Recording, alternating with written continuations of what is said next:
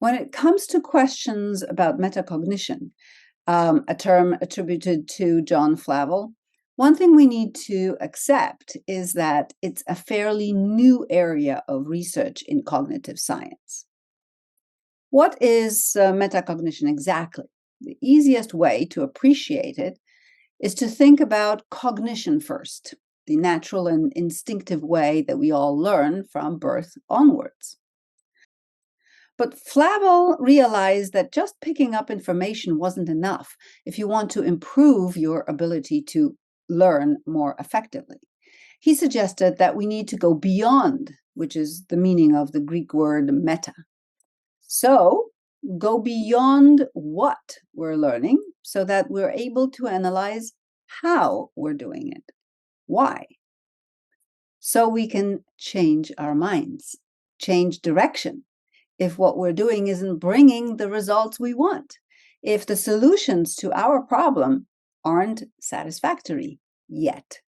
So metacognition is the ability to go beyond the information itself, to find a better way, if necessary, of understanding or applying that information to the greatest benefit.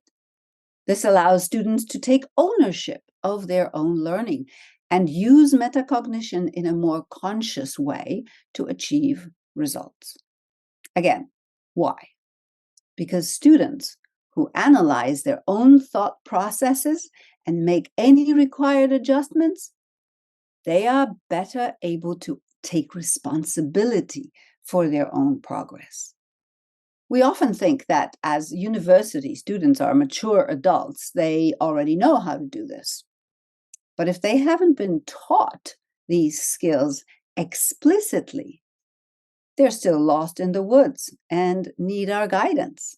As metacognition is the key to changing mindsets, we really need to ensure that all students, even our adult students, get the opportunity to develop it effectively.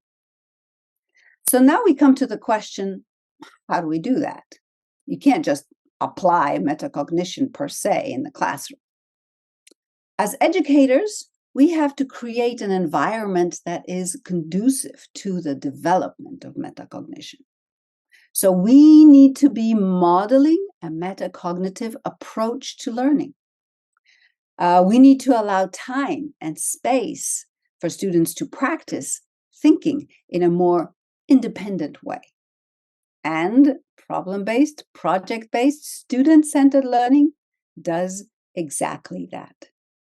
The ability to think metacognitively can make a massive difference to what individual learners achieve.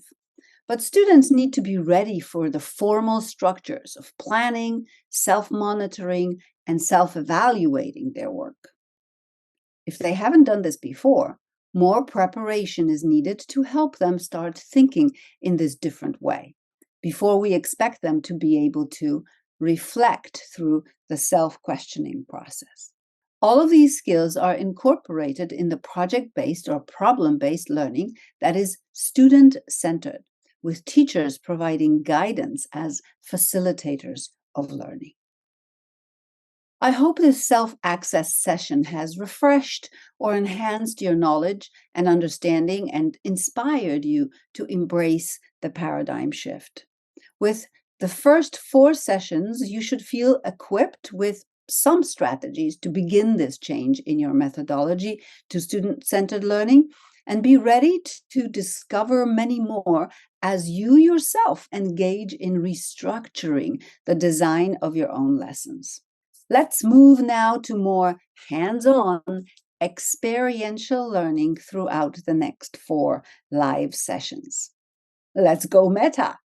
Let the learning begin.